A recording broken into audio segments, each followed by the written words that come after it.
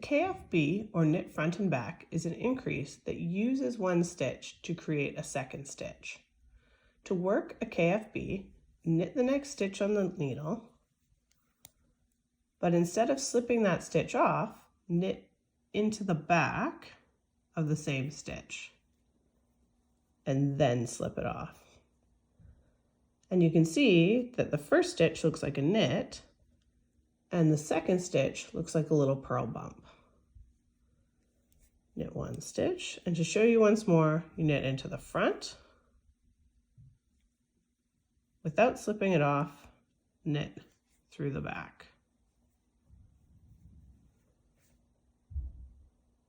When worked in an increase line, you can start to see the little purl bumps stack up.